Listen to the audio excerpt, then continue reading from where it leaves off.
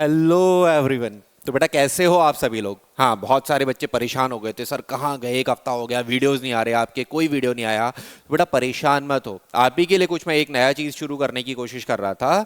मैंने यहाँ पे नोटिस किया कि आपके लास्ट ईयर के जितने भी क्वेश्चन होते हैं उसमें से ज़्यादातर question as it is repeat होते हैं। एसएससी अपने कई क्वेश्चंस को किसी ना किसी एग्जाम में रिपीट करता है। हो सकता है जो क्वेश्चन आपका सीजीएल में आया हो वो आपके सेम ईयर में या अगले ईयर में वो जो है वो आपका सीएचएसएल में आ जाए, एमटीएस में आ जाए। तो यहां पे मैंने सोचा कि आपके लिए रेगुलर एक वीडियो क्वेश्चंस का ला दिया जाए, जिससे आपको डेली एक वीडियो क्वेश्चंस का मिले। 10 से 20 या आपके 25 क्वेश्चन जो एक शिफ्ट में एसएससी पूछता है वो आपको मिले, और आपके जो पुराने क्वेश्चन हैं वो आपके कंप्लीट होते जाएं, ताकि अगर कोई भी क्वेश्चन आपके एग्जाम में रिपीट होता है तो आप खट से उस क्वेश्चन का आंसर करो और आप आगे बढ़ जाओ। इससे फायदा क्या होगा सर? इससे फायदा ये होगा कि हमारा क्वेश्चन पूल जो है वो आपका बढ़ता जाएगा। देखो, हर एग्जाम या हर कमीशन के पास अपना एक क्वेश्चन पूल होता है, मतलब आपके नंबर ऑफ क्वेश्चन होते हैं, 1000 2000 3000 क्वेश्चन होते हैं, जिसमें से वो क्वेश्चन को सेलेक्ट करके एग्जाम में वो देते हैं। तो यहां पे हमारे पास वो क्वेश्चन पूल के क्वेश्चंस आते जाएंगे, हमें याद होता जाएगा कि हमारे पास वो उन क्वेश्चंस का आंसर क्या है। तो आपके एग्जाम में आएगा तो आपको 1 सेकंड 2 सेकंड लगेगा, आप खट से क्वेश्चन को आंसर करोगे, आगे बढ़ जाओगे। ठीक है, तो इससे आपकी एक्यूरेसी बढ़ेगी, आपके मार्क्स जो है वो बढ़ेंगे, और आप टाइम दे पाओगे उन सेक्शंस को जो सेक्शन आपके नए होंगे। ठीक है, तो चलिए यहां पे हम लोग शुरू करते हैं। एसएससी सीजीएल 2023 में जो आपके 39 शिफ्ट हुए थे उसकी पहली शिफ्ट, यानी कि 14 जुलाई को जो पहली शिफ्ट हुई थी वो पूरी शिफ्ट हम यहां पर कवर करेंगे, और देखते हैं हम उसमें से कौन कौन से क्वेश्चन आए थे। और ये क्वेश्चन बेटा बहुत ध्यान से करना, ताकि अगर ये आपके इस साल इसमें से कोई भी क्वेश्चन रिपीट होता है तो आप उन्हें आंसर कर पाओ। और देखना, आप यहां पे मैं आपको बाद में दिखाऊंगा अभी कि देखना कितने सारे क्वेश्चंस जो हैं वो एसएससी ने रिपीट किए हैं। हो सकता है सेम क्वेश्चन आपके सेम ईयर में भी रिपीट हुए हो। ठीक है, चलिए हम लोग चलते हैं अपने पहले क्वेश्चन की तरफ। देखो, पहला क्वेश्चन आपसे क्या बोल रहा है कि आपके कौन वो पर्सन है, कौन वो पॉपुलर म्यूजिशियन है जिन्होंने मास्टरी कर रखा है कौन से म्यूजिकल इंस्ट्रूमेंट में? सितार में, है ना। आपने देखा होगा सितार एक म्यूजिकल इंस्ट्रूमेंट होता है, तो कौन से हमारे वो हैं जिन्होंने सितार में आपका मास्टरी कर रखा है? तो देखो यहाँ पे सितार है ना, सितार आप जानते हो। तो सितार में मास्टरी की अगर बात करी जाए तो यहाँ पे सितार में जो मास्टरी कर रखा है वो आपका कर रखा है किसने? विलायत खान ने, है ना। सितार में जो मास्टरी कर रखा है वो किसने कर रखा है? आपका विलायत खान जी हैं, जो सितार के एक आपका बहुत अच्छे म्यूजिशियन है। ऑल्दो इन्हें आपका सूरज भी बोला गया था ना, सन ऑफ सितार भी इन्हें बोला गया था। तो इसका जो सही आंसर होगा वो होगा आपका ऑप्शन सी। ठीक है, विलायत खान जी के बारे में अगर हम देखें तो विलायत खान जी के बारे में हम देख सकते हैं कि ये आपके बहुत डिस्टिंग्विश है। आफ्ताब ऑफ सितार भी इन्हें बोला गया। क्या बोला गया बेटा? आफ्ताब ऑफ सितार, या फिर हम बोलें सन ऑफ सितार। तो देखो, या तो आपसे विलायत खान जी के बारे में पूछे, है ना, तो वो आपका डायरेक्टली भी पूछ सकता है कि आपका सितार से रिलेटेड है, या फिर आपसे पूछ लिया जाए कि भाई कौन से ऐसे म्यूजिशियन थे जिन्हें आपका सन ऑफ सितार बोला गया। कोई छोटा मोटा टाइटल नहीं है, सितार का सूरज बोला जा रहा है, भाई बहुत बड़ा टाइटल है, आफ्ताब सितार बोला जा रहा है ना। तो अगर आपसे ये टाइटल पूछता है तो अभी आप आंसर कर सकते हो। नाम क्या होगा उनका? विलायत खान जी, है ना। आप फोटो भी देख सकते हो विलायत खान जी का, ये है जिन्हें आपका सन ऑफ सितार बोला गया। ठीक है, चलिए चलते हैं अगले क्वेश्चन की तरफ। बेटा अगला क्वेश्चन आपसे बोल रहा है the consumption of fixed capital. Fixed capital को अगर हम कंज्यूम करते हैं तो वो आपका क्या कहलाता है? यानी कि स्थायी पूंजी जो होती है उसका अगर उपभोग करते हैं तो हम उसे क्या बोलते हैं, या उसे किस चीज में हम देखते हैं? तो देखो बेटा, स्थायी पूंजी की अगर बात करी जाए, स्थायी पूंजी क्या होती है? सर स्थायी पूंजी या आपका फिक्स्ड कैपिटल होती है, आपके मशीन्स होते हैं, आपकी बिल्डिंग होती है। अगर कोई कंपनी या इंडस्ट्री है तो उसने जो बिल्डिंग रेंट पर ली है या बिल्डिंग जो उसने बनाई है वो उसे हम क्या बोलते हैं? Fixed capital. उसने जो मशीनें खरीदी हैं उसे हम क्या बोलते हैं? Fixed capital. और आपको भी पता है एक टाइम के बाद उस बिल्डिंग का जो स्ट्रक्चर होता है वो वीक होता जाता है। जैसे हमारी बॉडी है ना बेटा, हमारी बॉडी जैसे जैसे हमारी एज बढ़ती जाएगी हमारी बॉडी क्या होगी? वीक होती जाएगी, कमजोर होती जाएगी, बूढ़े हो जाएंगे। ऐसे ही कोई भी स्ट्रक्चर या कोई मशीन होता है वो धीमे धीमे डिके करता रहता है, धीमे धीमे वो आपका खराब होता रहता है। और वो जो खराब होता रहता है उसी को हम क्या बोलते हैं? Consumption of fixed capital. और इसके लिए जो टर्म यूज होता है वो क्या होता है? आपका डेप्रीशिएशन। इसके लिए जो टर्म यूज होता है वो क्या होता है आपका डेप्रीशिएशन या मूल्यह्रास भी हम इसे हिंदी में बोलते हैं। हर चीज का, हर मशीन का आपका डेप्रीशिएशन रेट अलग होता है। आपने एक मोबाइल खरीदा, 3 साल में, 4 साल में वो आपका खत्म हो गया। तो अगर आपका कोई मोबाइल 4 साल चलता है और वो खत्म हो जाता है तो डेप्रीशिएशन रेट उसका 25% हो गया। मतलब हर साल लगभग 25% वो आपका डेप्रीशिएट, उसकी जो कीमत है वो घटती जा रही है, 4 साल बाद वो खत्म हो गया। तो इस तरीके से हर फिक्स्ड कैपिटल का, हर आपके मशीनरी का या उनका जो होता है डेप्रीशिएशन होता है, जिसे हम क्या बोलते हैं आपका कंजम्पशन ऑफ फिक्स्ड कैपिटल। तो इसका जो सही आंसर होगा, वो सही आंसर क्या होगा, ऑप्शन आपका डी होगा। मैं साइड में हटता भी जा रहा हूं ताकि आपको अगर स्क्रीनशॉट लेने हैं तो आप वो ले पाओ। ठीक है, चलिए अगला क्वेश्चन हम देखते हैं।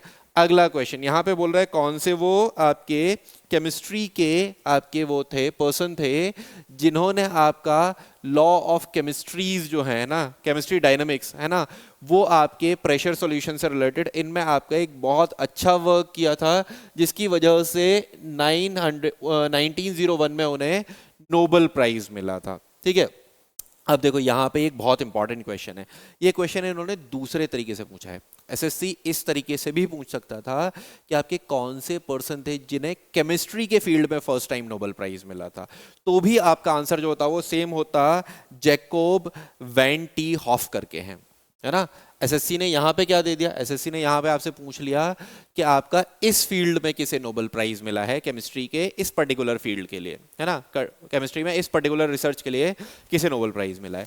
अगर एसएससी आपसे पूछता कि पहला पर्सन जिसे केमिस्ट्री के फील्ड में नोबेल प्राइज मिला है, तो भी आपका आंसर क्या रहता, जैकॉब वैन टी हॉफ करके। ठीक है, बाकी जो दे रखे हैं ये भी आपके केमिस्ट्री से ही, आपकी केमिस्ट्री से ही बिलोंग करते हैं और इन्हें भी नोबेल प्राइज मिला है। तो ये चारों नाम आप याद रखना। बाकी लोगों को भी नोबेल प्राइज मिला है, लेकिन हाँ, उन्हें जो नोबेल प्राइज मिला है वो बाद में मिला है। वैन टी हॉफ को कब मिला, 1901 में। बाकी आप देख सकते हो आपका जो हरमन है, उन्हें आपका नोबेल प्राइज कब मिला, 1902 में, है ना। हरमन को आपका नोबेल प्राइज कब मिला, 1902 में मिला इन्हें। ठीक है, उसके बाद आप देख सकते हो अगस्टस जो है उन्हें जो नोबेल प्राइज मिला वो 1903 में मिला, है ना। और हेनरी मोइसियन करके जो है उन्हें नोबेल प्राइज कब मिला, आपका 1906 में मिला। तो ये चारों जो आपके नाम दे रखे थे, है ना, उन्हें नोबेल प्राइज मिला है, लेकिन उन्हें बाद में मिला है ना। फर्स्ट पर्सन जिसे केमिस्ट्री में नोबेल प्राइज मिला वो कौन थे, आपके जैकॉब वैन टी हॉफ करके। ठीक है, ये स्लाइड का अगर स्क्रीनशॉट चाहो तो ले लेना, हो सकता है इसमें से कोई क्वेश्चन एसएससी आपका बाद में बना ले। ठीक है, चलिए चलते हैं अगले क्वेश्चन की तरफ। देखो अगला क्वेश्चन आपका वो पूछ रहा है, which of the following is the largest pan India, pan India मतलब ओवरऑल इंडिया के लिए कौन सी ऐसी स्कीम है जो आपका किसमें strengthen the health care infrastructure. ठीक है, कौन सी ऐसी स्कीम है जो हेल्थ केयर इंफ्रास्ट्रक्चर को आपका प्रमोट कर रही है ना, और पैन इंडिया मतलब पूरे भारत की सबसे बड़ी हेल्थ केयर स्कीम। बेटा ये चीज़ तो आपका बहुत बार प्रमोट की गई थी, और पूरे भारत की ही नहीं बेटा, ये आपका ऑल ओवर द वर्ल्ड सबसे बड़ी हेल्थ केयर स्कीम है। आपने सुना होगा आयुष्मान भारत, है ना। 5 लाख तक का जो इलाज है वो फ्री होगा गरीबों के लिए, या कुछ कंडीशंस वहाँ गवर्नमेंट ने दे रखी थी, उन कंडीशंस पे आपका 5 लाख तक का जो इलाज है वो फ्री होगा, फ्री ऑफ कॉस्ट दिया जाएगा, आपसे कोई पैसा नहीं लिया जाएगा। तो आयुष्मान भारत स्कीम जो है वो है आपका हेल्थ इंफ्रास्ट्रक्चर की सबसे बड़ी स्कीम। अब देखो यहाँ पे तो सर आपको आयुष्मान भारत दिख ही नहीं रहा, है ना। देखो ये वाला जो ऑप्शन है, प्रधानमंत्री Ayushman Bharat health infrastructure mission, answer क्या होगा, ऑप्शन बी, प्रधानमंत्री prime minister Ayushman Bharat health infrastructure mission. ये वर्ल्ड का सबसे बड़ा आपका हेल्थ इंफ्रास्ट्रक्चर से रिलेटेड आपकी स्कीम है। तो इसका जो सही आंसर होगा वो क्या होगा, ऑप्शन बी इसका सही आंसर होगा। ठीक है, चलिए अगले क्वेश्चन की तरफ हम चलते हैं। अगला क्वेश्चन अब वो पूछ रहा है आपसे, अभी एक चैंपियनशिप हुई है ना, AFC विमेंस एशियन कप हुआ किसका, फुटबॉल का 2022 में। ठीक है, अब वो पूछ रहा है ये किसने होस्ट किया। ऑल दो पुराना क्वेश्चन है करंट अफेयर का 2022 का, तो सर ये क्वेश्चन तो रिपीट ही नहीं होगा, ये क्वेश्चन हमें करके क्या फायदा हो जाएगा। देखा, ठीक है, आप ये क्वेश्चन मत करो। वैसे तो इसका आंसर क्या है, इंडिया है, ये होस्ट जो किया था वो इंडिया ने किया था। ठीक है, हम यहाँ तक हमें ये याद रखने की जरूरत नहीं है। हमें क्या याद रखना है, हमें याद रखना है कि ये जो आपका फुटबॉल वर्ल्ड कप जो होता है, ये फुटबॉल कप जो होता है, एशिया कप जो है, वो आपका कब होता है, मतलब कितने साल बाद होता है? तो आंसर होगा आपका सर 4 साल बाद होता है आपका फुटबॉल का एशिया कप। तो 4 साल बाद मतलब अगला सर कब होगा? अगला होगा 2026 में। हाँ, क्वेश्चन जो आपसे पूछ सकता है, ये जरूर पूछ सकता है कि 2026 में जो कप होगा उसे होस्ट कौन करेगा, है ना, उसे ऑर्गेनाइज कौन करेगा। 22 वाला तो पुराना करंट अफेयर हो गया, इंडिया ने होस्ट किया था, नहीं पूछेगा। लेकिन हाँ, आपका ये जरूर पूछ सकता है कि अगला वाला कौन होस्ट करेगा। तो देखो यहाँ पे साफ दे रखा है, अगला वाला कौन होस्ट करेगा आपका, कौन करेगा? ऑस्ट्रेलिया करेगा। यहाँ पे दे रखा है ना 2026 वाला विमेन एशियन कप 2026 कौन करेगा? ऑस्ट्रेलिया। अब सर यहाँ पे ये याद रखना, एशिया कप है, एशियन फुटबॉल कन्फेडरेशन कराता है। आप एक्सपेक्ट ये करोगे कि शायद ये एशिया के किसी कंट्री में होस्ट होगा, लेकिन यहाँ पे ऑप्शन क्या दे रखा है? ऑस्ट्रेलिया। ठीक है, तो थोड़ा क्रिटिकल है, आपके थोड़ा सोचने के तरीके को चेंज करना पड़ेगा, थोड़ा सा आप आउट ऑफ द बॉक्स सोचना पड़ेगा कि हाँ, एशिया से बाहर भी एशिया कप हो सकता है। तो 2026 वाला एशियन फुटबॉल कप जो है वो कौन होस्ट कराएगा? आपका ऑस्ट्रेलिया होस्ट करेगा।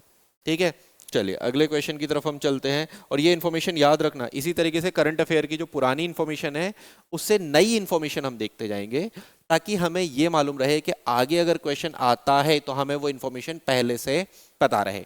ठीक है, चलिए अगले क्वेश्चन की तरफ हम चलते हैं। अगला क्वेश्चन बोल रहे भरतनाट्यम, साउथ इंडिया का एक डांस फॉर्म है भरतनाट्यम।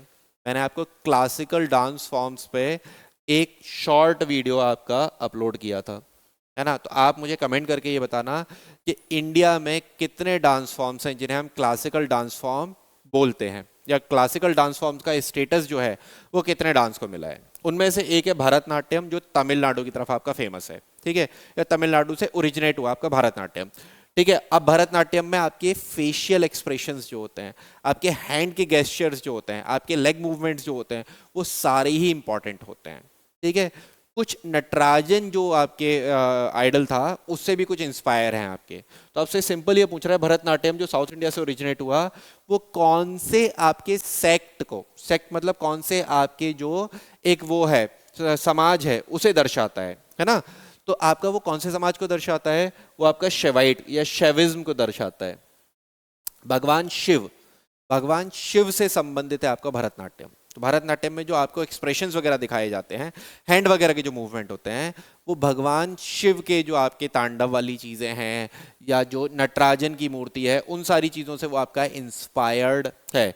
तो वो आपका साउथ इंडियन रिलीजन को आपका इंस्पायर करता है, या रिलीजन से रिलेटेड आपके वो इंस्पायर्ड है, और वो आपका क्या दिखाता है? शैविज्म को दिखाता है ना, शैव धर्म को दिखाता है। हिंदू में ही आपका है ना वैष्णवाइट और शैवाइट्स करके दो सेक्ट हैं। भगवान विष्णु के फॉलोअर आपके वैष्णवाइट्स कहलाते हैं, भगवान शिव के फॉलोअर आपके शैवाइट्स कहलाते हैं। ठीक है, अब यहाँ पे देखो क्लासिकल डांस फॉर्म है, मैंने आपको बताया दिया क्लासिकल डांस फॉर्म है, तमिलनाडु में आपका ओरिजिनेट हुआ, तमिलनाडु का ये प्रॉपर डांस फॉर्म है। उसके बाद ये आपका फुटवर्क, हैंडवर्क, फेशियल एक्सप्रेशंस को शो करता है, और उसके बाद ये योगा, मेडिटेशन या इस तरीके के और भी जो आपके फॉर्म्स हैं उन्हें ये आपका यहाँ पर शो करता है। ठीक है, और ये किससे आपका यूनाइट किया जाता है? ये भगवान शिव से रिलेटेड है। ठीक है, चलिए अगले क्वेश्चन की तरफ हम चलते हैं। अब देखो ये बहुत पुराना क्वेश्चन है, बट एसएससी ने पूछा है, तो आपका ये क्वेश्चन आगे भी पूछा जा सकता है। केमिस्ट्री से रिलेटेड, वो सॉरी इकोनॉमी से रिलेटेड ही आपका क्वेश्चन है। तो अब देखो यहाँ पे क्या बोल रहा है कि यहाँ पे कौन सी इंडस्ट्रियल पॉलिसी थी जिसमें आपका इन्वेस्टमेंट की लिमिट जो है वो इंक्रीज कर दी गई थी 2 लाख रुपए। ठीक है, तो इसका आंसर हम याद रखेंगे 1980 वाली जो आपकी वो थी इंडस्ट्रियल पॉलिसी थी, उसमें आपकी लिमिट जो है वो इंक्रीज कर दी थी 1980 में आपकी। उससे पहले जो भी लिमिट हुआ करती थी उसके बाद वो बढ़ाकर आपकी कितनी कर दी गई? 2 लाख रुपए। ठीक है, अब यहाँ पे अगर मैं आपसे कुछ क्वेश्चन पूछूं, आपसे मैं पूछूं कि पहली बार आपकी इंडस्ट्रियल पॉलिसी कब आई थी, है ना। अगर आपसे पूछा जाए कि सर पहली बार इंडस्ट्रियल पॉलिसी जो है वो कब इंट्रोड्यूस हुई थी, तो पहली इंडस्ट्रियल पॉलिसी आई थी 1956 में, है ना। First industrial policy, first policy, पहली इंडस्ट्रियल पॉलिसी कब आई आपका? 1956 में। ठीक है, चेंज कब किया गया? 1960 में चेंज किया, 1980 में चेंज किया गया। और एक जो इंपॉर्टेंट इंडस्ट्रियल पॉलिसी है वो पॉलिसी आपकी कौन सी है, वो है 1991 की इंडस्ट्रियल पॉलिसी। ठीक है, क्यों इंपॉर्टेंट है? 1991 की जो इंडस्ट्रियल पॉलिसी थी उसमें मनमोहन सिंह जी का बहुत बड़ा रोल था, और वहां पे जो तीन इंपॉर्टेंट टर्म यूज हुए थे वो था आपका लिबरलाइजेशन, प्राइवेटाइजेशन और ग्लोबलाइजेशन, है ना। वैश्वीकरण किया गया था, प्राइवेटाइजेशन किया गया था, लिबरल यानी कि उदारीकरण किया गया था, है ना। तो आपका ये तीन चीज एलपीजी, लिबरलाइजेशन, प्राइवेटाइजेशन, ग्लोबलाइजेशन, ये कब हुआ था? 1991 की आपकी इंडस्ट्रियल पॉलिसी में। बहुत इंपॉर्टेंट क्वेश्चन है, बहुत बार आपके ये तीनों टर्म पूछे जाते हैं कि एलपीजी कब आया। उस समय जो आपके प्रधानमंत्री थे वो कौन थे? उस समय वित्त मंत्री या आपके फाइनेंस मिनिस्टर कौन थे? ये दोनों ही चीजें आपकी पूछी जाती हैं। तो याद रखना, वित्त मंत्री कौन थे आपके? मनमोहन सिंह। नरसिम्हा राव गवर्नमेंट थी, नरसिम्हा राव प्रधानमंत्री हुआ करते थे, आपके जो फाइनेंस मिनिस्टर थे वो मनमोहन सिंह थे। ठीक है, तो यहाँ पे देखो दोनों पॉलिसीज दे रखी हैं। 1956 में पहली पॉलिसी, फर्स्ट इंडस्ट्रियल पॉलिसी जो इंट्रोड्यूस हुई 1956 में होगी। 1991 वाली जो है ना, उसमें क्या था? प्राइवेटाइजेशन, ग्लोबलाइजेशन और लिबरलाइजेशन, एल पी और जी। ठीक है, एलपीजी कब आया आपका? 1991 में आया। कौन लाए? मनमोहन सिंह जी। कौन प्राइम मिनिस्टर थे? नरसिम्हा राव। ठीक है, चलिए अगले क्वेश्चन की तरफ चलते हैं। अगला क्वेश्चन देखो, आपसे बोल रहा है लार्ज हाइड्रॉन कोलाइडर जो होता है ना, उसमें आपका कूलेंट के तौर पे या उसमें आपका लुब्रिकेंट के तौर पे, कूलिंग के तौर पे उसमें किस चीज को हम यूज करते हैं? कौन सा आपका एलिमेंट है जिसे हम यूज करते हैं? Cooling medium. हाइड्रोन कोलाइडर, बहुत ज़्यादा एनर्जी यूज, बहुत ज़्यादा एनर्जी यूज़ होती है, एनर्जी निकलने के चांसेस बहुत ज़्यादा होते हैं। तो यहाँ पे ऐसे जगह पे जो आपका कूलेंट वगैरह यूज़ होते हैं वो होते हैं आपके हीलियम। ऐसी जगह पे जो आपके कूलेंट यूज़ होते हैं वो कौन से होते हैं? आपके हीलियम होते हैं। ठीक है, तो यहाँ पे आंसर क्या रहेगा? ऑप्शन बी आपका रहेगा। ठीक है, सही आंसर क्या होगा? ऑप्शन बी होगा। अगले क्वेश्चन की तरफ हम चलते हैं। अगला क्वेश्चन, ठीक है, अगला क्वेश्चन आपका देखो, एल्गीज के नाम दे रखे हैं, एल्गीज के साइंटिफिक नाम या क्लासेस दे रखे हैं, और इधर एल्गीज दे रखे हैं, कौन सी एल्गी है। ठीक है, बहुत ज़्यादा डिटेल में मुझे नहीं आता, मैं ऑप्शन से डील करूंगा, मैं एलिमिनेशन से डील करूंगा। मैं देखूंगा कि क्या मैं एलिमिनेट करके भी इसे मैं लगा सकता हूँ। सर मैंने बायो पढ़ी ही नहीं है, मुझे नहीं पता बायो में कैसे मैं डील करूँ। चलो एलिमिनेशन से लगाते हैं। ठीक है, आपको बताऊंगा क्लोरोफिल या क्लोरोफाई करके। क्लोरोफिल्स क्या होता था? प्लांट में ग्रीन इफेक्ट, प्लांट में ग्रीन पिगमेंट, पेड़ हरे क्यों होते हैं? क्लोरोफिल की वजह से। तो ये क्या हो गया? हरा, ग्रीन एल्गी। क्लोरो से रिलेटेड है ना, तो आपका ग्रीन एल्गी। साइनो, साइनो हम बोलते हैं मेजेंटा कलर को, बैंगनी सा कलर को। बैंगनी सा कलर किससे मिलके बनता है? ब्लू और ग्रीन से। तो ये क्या हो गया आपका? ब्लू ग्रीन हो गया। इतना पता है, खत्म। फर्स्ट का बी, मैं देखता हूं फर्स्ट का बी किस में है। ये दोनों तो खत्म हो गए, फर्स्ट का बी, ये दोनों बचे। फोर्थ का सी, फोर्थ का सी किस में है? थर्ड में। मेरा सही आंसर क्या होगा? ऑप्शन सी। एलिमिनेशन से लगा के दिखाया है। अगर आपको एग्जाम में नहीं भी आती ना, कुछ चीजें अंदाजे भी लगाओगे, कुछ लॉजिक पे अंदाजे लगाओगे, सही सही हो जाएगा। अपने आप इससे मैच कर लो, सेकंड का ए हो जाएगा और इसका डी हो जाएगा। ठीक है, समझ में आया?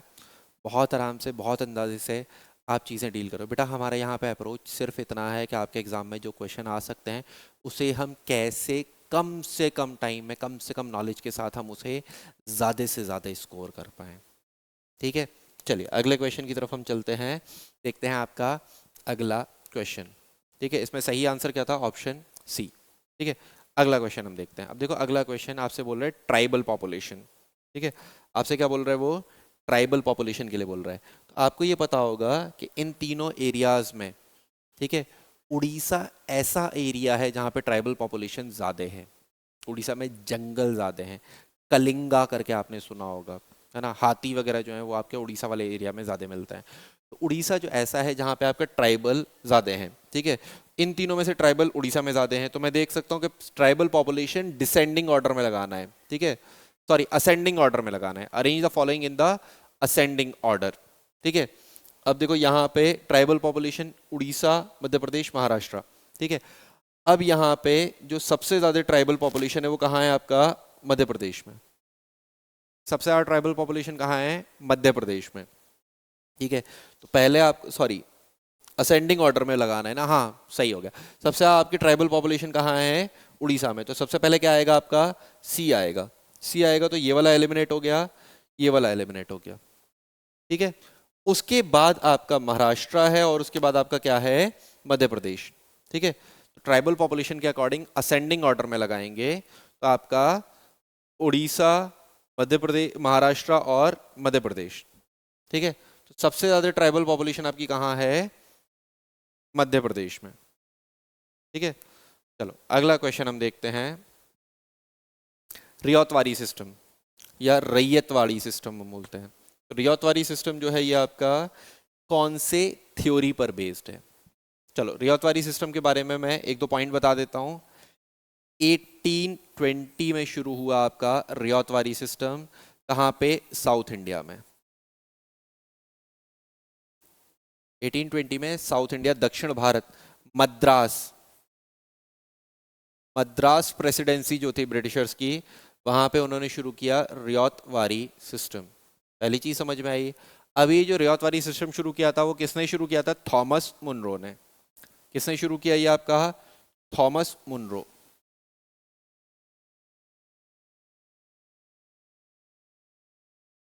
ठीक है। दो चीजें, ठीक है। पूछा जाए रियातवारी सिस्टम कब शुरू हुआ, 1820। पूछा जाए रियातवारी सिस्टम जो है वो किसने शुरू किया, थॉमस मुनरो ने।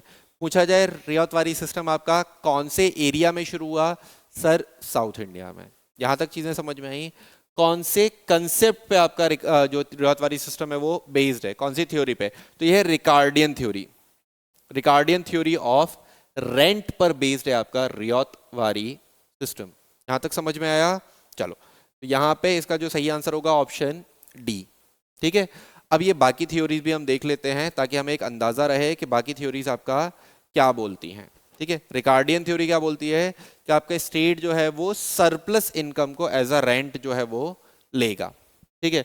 दूसरा आपका स्मिथ थ्योरी जो है, स्मिथ थ्योरी क्या बोलती है, रेंट जो पे किया जाएगा है ना वो that has a fixed supply and immovable, ठीक है। वो जो होगा रेंट एक फिक्स्ड होगा, ठीक है। अगला जो है वो आपका, अगली थ्योरी क्या बोलती है कि पॉपुलेशन जैसे जैसे ग्रो करती जाएगी वैसे वैसे क्या होगा, लैंड की स्कैरिसिटी होती जाएगी, जमीन कम होती जाएगी, कम होती जाएगी तो रेंट जो है वो बढ़ता जाएगा। ये तो आपने मेजर सिटीज में देखा होगा, सारे बड़े शहरों में आपका यही कंसेप्ट लगता है।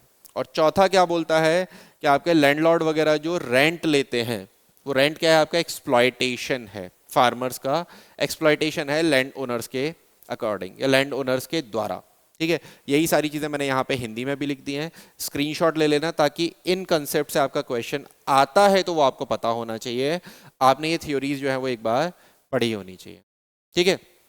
चलिए अगला क्वेश्चन हम देखते हैं। अगला क्वेश्चन वो आपसे पूछ रहा है बैडमिंटन कोर्ट जो होता है ना सिंगल्स के लिए, उसकी लंबाई कितनी है। देखो सिंगल्स और डबल्स में दोनों में जो आपकी लेंथ जो होती है उसमें डिफरेंसेस होते हैं, है ना। जो कोर्ट की आपकी जो चीज़ें होती हैं उसमें डिफरेंसेस होते हैं, लेंथ विड्थ में कुछ डिफरेंसेस होते हैं। सिंगल्स के लिए जो कोर्ट की लेंथ होती है वो होती है 13.40 मीटर, ठीक है। सिंगल्स के लिए जो कोर्ट की लेंथ होती है वो होती है 13.40 मीटर, ठीक है। चलो यहाँ पे हम इसे देख भी लेते हैं, ऑप्शन सी जो है वो सही है, ठीक है। ऑप्शन सी जो है वो आपका सही है। अब यहाँ पे देखो ये कोर्ट का मैंने आपको डायग्राम भी शो कर दिया।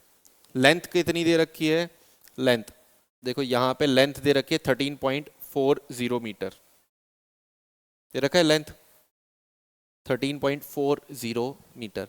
विड्थ जो है डबल्स के लिए 6.10 मीटर और विड्थ जो है सिंगल्स के लिए 5.18 मीटर। साइड लाइन जो है वो आपका सिंगल्स के लिए 5.18 मीटर, डबल्स के लिए 6.10 मीटर, ठीक है। ये डायग्राम को एक बार ढंग से देख लेना। चीज़ें आपको कंपैरेटिव क्लियर हो जाएंगी, चीज़ें आपको याद हो जाएंगी। अच्छा देखो, स्पोर्ट्स से पहले क्वेश्चन बनता था इंपॉर्टेंट टर्मिनोलॉजीज या ट्रॉफीज पूछे जाते थे, है ना। स्पोर्ट्स से जो पहले क्वेश्चन आता था, कोई ट्रॉफी पूछ लेता था आपसे, ट्रॉफी कौन जीता, कौन हारा, रनर विनर, इस तरीके से, या कोई स्पोर्ट्स का इवेंट कहाँ हेल्ड हुआ वो पूछता है। लेकिन अब ऐसे टर्म भी आ रहे हैं, डायमेंशंस पूछे जाते हैं।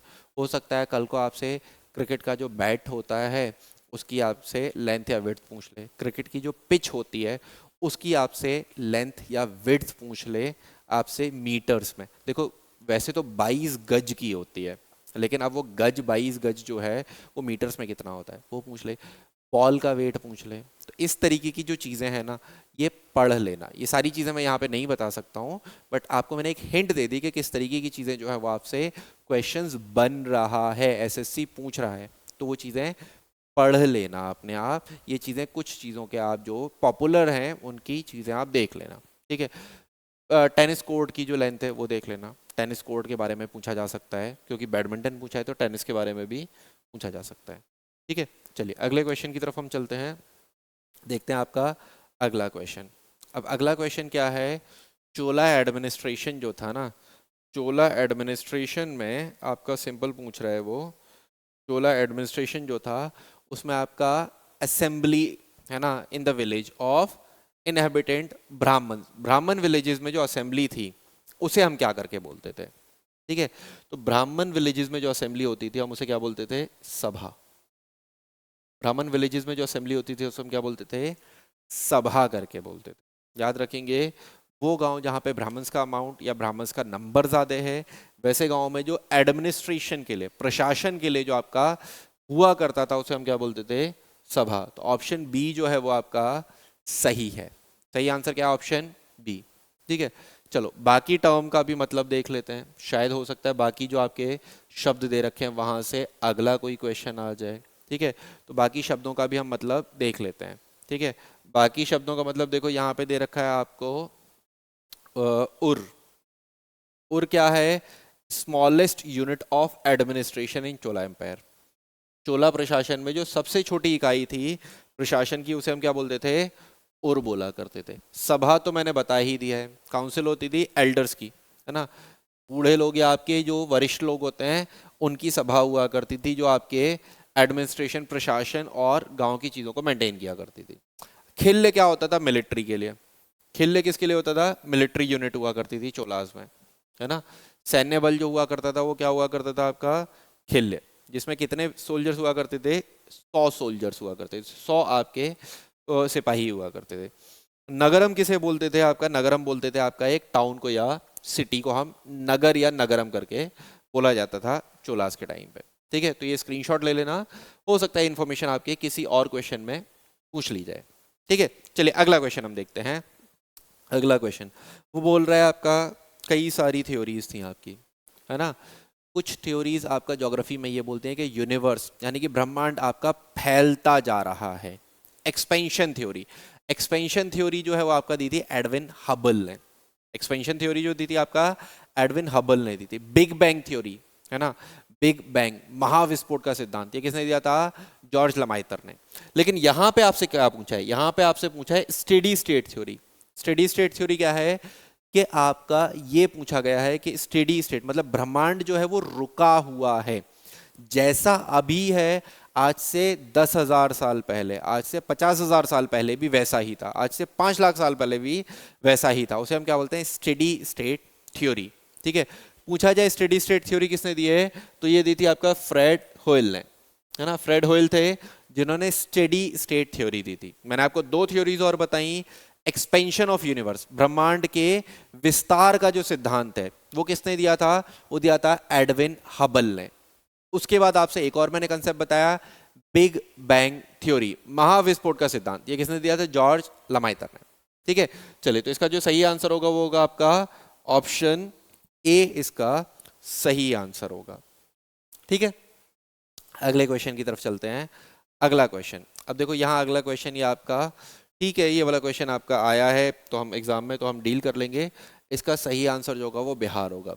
आपने पूछा है MPI यानी कि मल्टी डायमेंशनल पॉवर्टी इंडेक्स जो है, जो किसने इशू किया, आपका नीति आयोग ने। नीति आयोग ने आपका multi dimensional poverty index issue किया 2021 में और नवंबर 21 में। इसमें आपका जो सबसे गरीब स्टेट है वो कौन सा आया? तो सबसे गरीब स्टेट कौन सा आया आपका? बिहार। ठीक है, अब ये चीज़ आप देखते रहना कि नीति आयोग कौन कौन से आपके रिपोर्ट्स जो है वो पब्लिश करता है, या रिसेंटली नीति आयोग ने कौन सा रिपोर्ट पब्लिश किया है। वैसे यहाँ पे तो आंसर आप आराम से लगा सकते थे, क्योंकि बिहार में एजुकेशन कम है, लेबर रेट कम है, इस वजह से यहाँ पे आप एक्सपेक्ट कर सकते हैं, अगर आप तुक्का भी लगाते तो आपको एक अंदाज़ा रहता कि हाँ वो बिहार होगा। ठीक है, चलिए अगले क्वेश्चन की तरफ हम चलते हैं। तो इसका जो सही आंसर होगा वो क्या होगा? Option A. ठीक है, अगला क्वेश्चन हम देखते हैं। अगला क्वेश्चन आपका ये है। ठीक है, आपसे सिंपल पूछ रहा है कि जो तापी रिवर है, कौन सी रिवर है आपका? तापी रिवर, या ताप्ती रिवर भी हम इसे बोलते हैं। तापी या ताप्ती रिवर जो है वो कौन कौन से राज्यों से होकर बहती है, या कौन से राज्य से होकर नहीं बहती है ना? Following state is not part of Tapti basin. ठीक है, ताप्ती रिवर का जो आपका कौन से राज्य से होकर नहीं बहती है वो आपको बताना है। तो देखो, आपको ये पता होगा कि अगर मैं ये बात करूं पेनिनसुला इंडिया, प्राद्वीपीय भारत की, तो यहाँ पे है मेरे विंध्याचल रेंज, यहाँ पे है मेरे सतपुरा रेंज, और विंध्याचल और सतपुरा के बीच में बहती है नर्मदा। विंध्याचल और सतपुरा के बीच में बहती है नर्मदा, और इसके नीचे बहती है आपका ताप्ती रिवर या तापी रिवर। ये समझ में आया आपको, है ना? अब देखो, इनमें से कौन सा स्टेट है जो इस हिस्से का हिस्सा नहीं है ना? प्रायद्वीपीय भारत, पेनिनसुला इंडिया का पार्ट नहीं है। आपको पता है महाराष्ट्र यहाँ पर लोकेटेड है ना? तो महाराष्ट्र तो आपका ताप्ती का बेसिन में आएगा। आपको पता है मध्य प्रदेश में अमरकंटक से तो तापी रिवर का या ताप्ती रिवर का ओरिजिनेशन ही होता है। अगला है गुजरात। गुजरात का जो सूरत वाला एरिया है ना, गुजरात का जो सूरत है वो ताप्ती नदी के किनारे पे है। ताप्ती नदी के किनारे पे ही बसा हुआ है सूरत। तो यहाँ पे ये तीनों एरिया तो आ गए। कौन सा रह गया? राजस्थान। सर राजस्थान जो है वो ताप्ती नदी का, क्योंकि राजस्थान ऊपर है और राजस्थान ताप्ती बेसिन में नहीं आता है। ठीक है, नर्मदा बेसिन में भी आपका राजस्थान नहीं आता है। ठीक है, तो इसका जो सही आंसर होगा वो होगा ऑप्शन सी। मैप पे भी दिखा देता हूं बेटा, मैप पे भी आप देखोगे ये नर्मदा रिवर है, ये ताप्ती रिवर है, ताप्ती। महाराष्ट्र वाला एरिया, मध्य प्रदेश वाला एरिया, और ऊपर आपका कुछ गुजरात वाला एरिया आ जाएगा। यहाँ पे ये बाउंड्रीज दिखा रखे हैं आपको, मैं आपको बाउंड्रीज बना भी देता हूँ। देखो ये बाउंड्रीज बने हुए हैं, ये बाउंड्रीज बने हुए हैं ना, ये इससे नीचे महाराष्ट्र, इससे ऊपर इधर मध्य प्रदेश। तो देखो मध्य प्रदेश से निकल रही है, ठीक है, इधर आपकी महाराष्ट्र बॉर्डर को क्रॉस कर रही है, और यहाँ पे कहाँ आ रही है? ये गुजरात में। ये गुजरात का बॉर्डर बना हुआ है, ये गुजरात का बॉर्डर बना हुआ है। तो देखो ये गुजरात में भी जा रही है। इधर ये बॉर्डर है राजस्थान का, तो राजस्थान ये आपका नहीं जाएगी। ठीक है, चलिए अगला क्वेश्चन हम देखते हैं।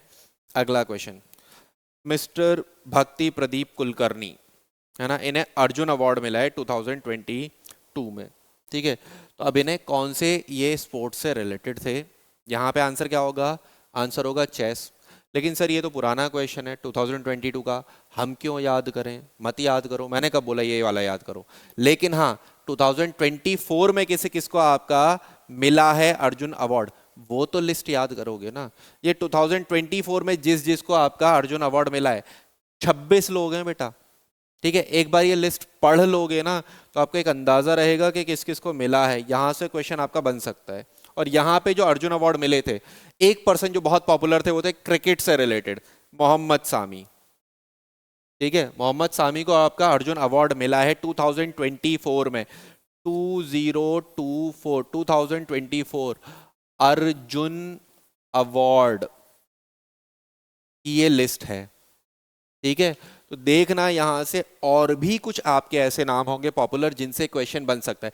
नहीं तो मोहम्मद सामी से रिलेटेड तो बेटा क्वेश्चन आएगा ही आएगा, किसी ना किसी एक एग्जाम में, किसी एक शिफ्ट में तो आएगा। बाकी ये पैरालंपिक से रिलेटेड भी हैं। देखो ब्लाइंड क्रिकेट में मिला है अजय कुमार रेड्डी को, ब्लाइंड क्रिकेट में, है ना, या फिर आपका प्राची यादव जी जो हैं, या आपका शीतल देवी जो हैं, ये आपके पैरा रिलेटेड है ना, इनसे भी आपके क्वेश्चन बनने के चांसेस हैं, क्योंकि ये पैरालंपिक से रिलेटेड है, पैरा स्पोर्ट्स से रिलेटेड है।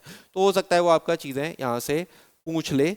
बाकी आपको ये नाम मैंने दे रखे हैं, एक बार अगर आप पढ़ लोगे तो आपको एक अंदाज़ा रहेगा, और हो सकता है यहाँ से कोई क्वेश्चन बने तो आप उसे आराम से सॉल्व कर पाओगे। 2024 के अर्जुन अवार्ड की ये लिस्ट है। ठीक है, चलिए अगला क्वेश्चन हम देखते हैं। आपका वो यहाँ पे पूछ रहा है रिप्रोडक्टिव स्ट्रेटजी, है ना, which parasite take advantage of care of other individual, है ना, कौन सी ऐसी आपकी स्ट्रेटजी है जिसमें क्या होता है कि वो खुद केयर नहीं करता, दूसरों से केयर करवाता है। आपने सुना होगा यार, कोयल वाला एग्जाम्पल हमने कितने बचपन से हम सुनते आ रहे हैं। कोयल जो है वो कौए के घोंसले में अंडे देती है। कौआ बचपन से लेके उसके बच्चों को ग्रो करता है, क्योंकि दोनों का जो फिजिकल स्ट्रक्चर है, जो दोनों दिखने में होते हैं वो एक जैसे होते हैं। लेकिन बाद में क्या होता है, कोयल ग्रो कर जाती है और चली जाती है ना। तो ये जो आपका है इसी के बारे में क्वेश्चन पूछा है। अब देख रहे हो आपका एसएससी कहाँ कहाँ से क्वेश्चन ढूंढ के ला रहा है। क्या क्या आपके लोकल कंसेप्ट जो हम बचपन से पढ़ते आ रहे हैं उसी को साइंटिफिक टर्म्स में आपका पूछ लिया। तो इसका आंसर क्या होता है, इसका होता है आपका ब्रूड पैरासाइट। इसका जो आंसर होता है वो क्या होता है आपका ब्रूड पैरासाइट। ठीक है, याद रहेगा, बहुत कॉमन है, बहुत एक अच्छा क्वेश्चन है। आप ये समझने की कोशिश करो बेटा कि एसएससी किस टाइप के क्वेश्चन पूछने की कोशिश कर रहा है, क्योंकि वही चीजें आप पढ़ने की कोशिश करोगे जिससे आपके जो है वो एग्जाम क्लियर होगा। तो इसका जो सही आंसर होगा वो क्या होगा, ऑप्शन ए होगा। समझ में आया? इसका जो सही आंसर है वो क्या है, ऑप्शन ए होगा। चलिए अगला क्वेश्चन हम देखते हैं। अगला क्वेश्चन बहुत इजी क्वेश्चन है भाई, पॉलिटी का क्वेश्चन है। आपसे बोल रहा है कि आपका इंडिया में ऑडिट एंड अकाउंट्स डिपार्टमेंट का हेड कौन होता है। आपने सुना होगा कंट्रोलर एंड ऑडिटर जनरल, नियंत्रक एवं महालेख परीक्षक। ये क्या है आपका CAG, है ना, controller and auditor general. Bharat में जितने भी ऑडिट वाले काम होते हैं उसका हेड कौन होता है, CAG। सर CAG कॉन्स्टिट्यूशन के कौन से आर्टिकल में आता है, आर्टिकल 148 में आता है। ठीक है, अगर पूछा जाए CAG आर्टिकल 148 से 151 तक आता है। सर CAG जो है वो अपनी रिपोर्ट किसे देता है, सर CAG की रिपोर्ट जाती है प्रेसिडेंट को। प्रेसिडेंट वो रिपोर्ट देते हैं लोकसभा स्पीकर को।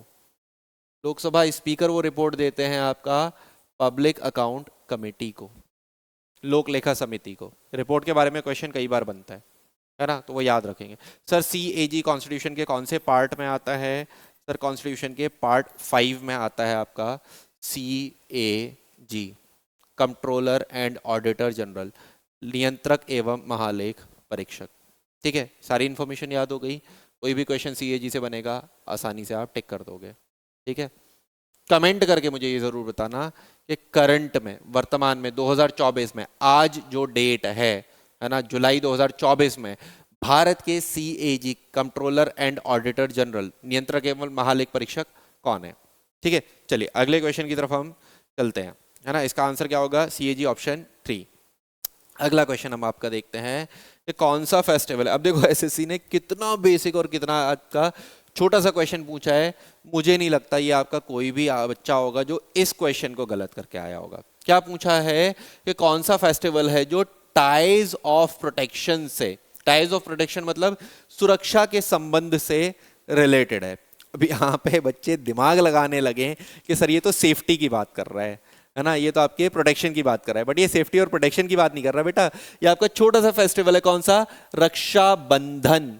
नाम में ही आता है रक्षा बंधन, मतलब रक्षा के लिए जो धागे बांधे जा रहे हैं उससे रिलेटेड है ना। तो ऐसे बेसिक क्वेश्चन है, बहुत छोटे क्वेश्चंस भी जो हैं वो एसएससी आपका पूछ रहा है। तो ये चीजें भी हम इस फॉर्म्स में आ सकते हैं, वो भी हम थोड़ा सा कोशिश करेंगे, ध्यान रखने की कोशिश करेंगे कि एसएससी ऐसी भी चीजें आपका पूछ सकता है। तो इसका जो सही आंसर होगा वो क्या होगा, ऑप्शन डी। ठीक है, चलिए अगला हम क्वेश्चन देखते हैं। अगला क्वेश्चन, अब वो आपसे बोल रहा है टाइगर लाइन, है ना, टाइगर लाइजन, या फिर आपका द फ्री इंडिया लाइजन। हम किस पर्सन के लिए ये टाइटल यूज होता है, किस पर्सन के लिए ये उपाधियां जो है वो यूज होती हैं। तो बेटा ये जो शेर बोला जाता था ना, ये बोला जाता था किसे, सुभाष चंद्र बोस को, सुभाष चंद्र बोस। इसका जो सही आंसर रहेगा वो क्या रहेगा, ऑप्शन डी, सुभाष चंद्र बोस। अच्छा, यहाँ पे एक और इंपॉर्टेंट क्वेश्चन, या एक बहुत इंपॉर्टेंट चीज, जो क्वेश्चन अगर आपसे पूछ लिया तो मैं आपको चैलेंज करता हूं कि कोई भी बच्चा इसका आंसर नहीं कर पाएगा।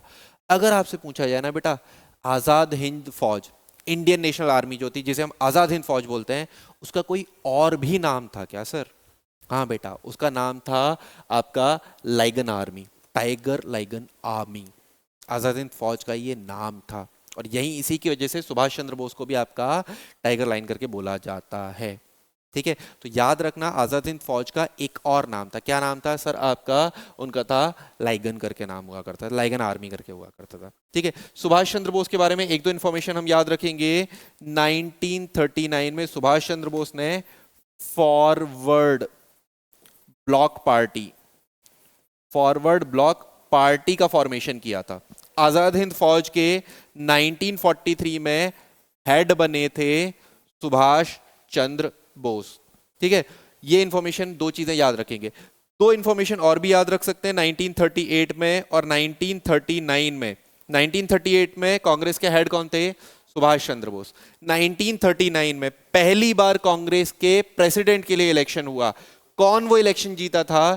सुभाष चंद्र बोस। ठीक है, दिल्ली चलो का स्लोगन दिया, तुम मुझे खून दो मैं तुम्हें आजादी दूंगा, या जय हिंद के स्लोगन दिए सुभाष चंद्र बोस ने। ठीक है, तो इतनी इंफॉर्मेशन हम याद रखेंगे। इसका जो सही आंसर होगा वो होगा ऑप्शन डी।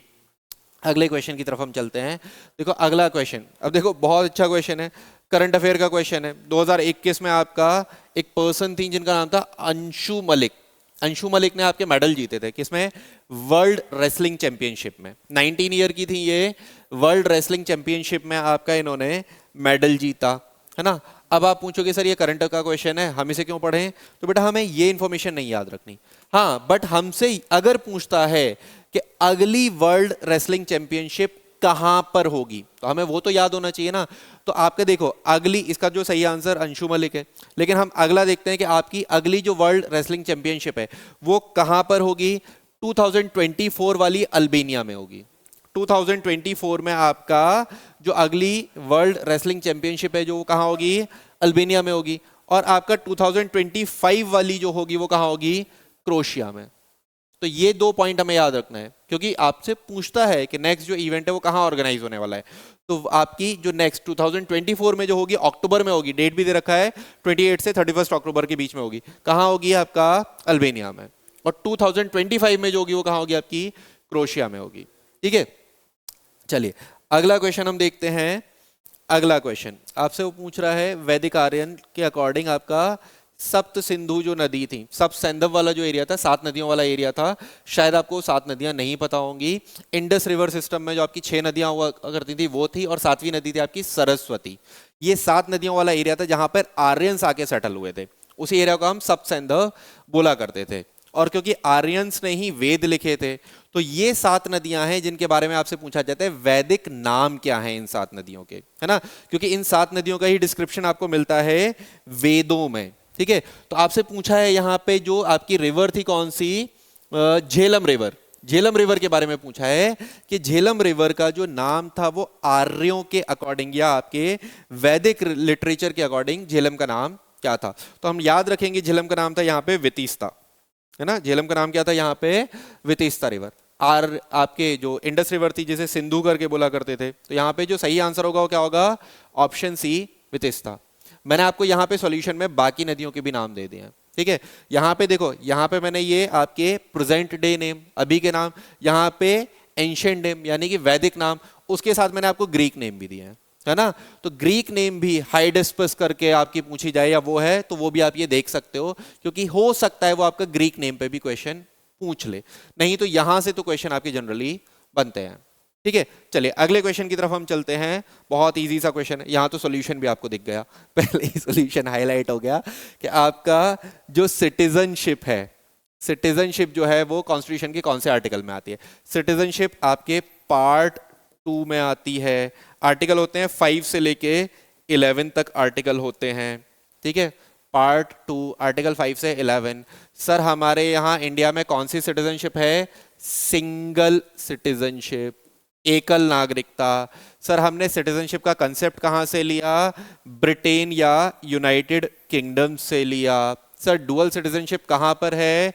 यूएसए, अमेरिका में दोहरी नागरिकता है। दोहरी नागरिकता होती क्या है? जहाँ पे संघ यानी कि यूनियन और राज्य, स्टेट, दोनों की सिटीजनशिप आपको लेनी होती है।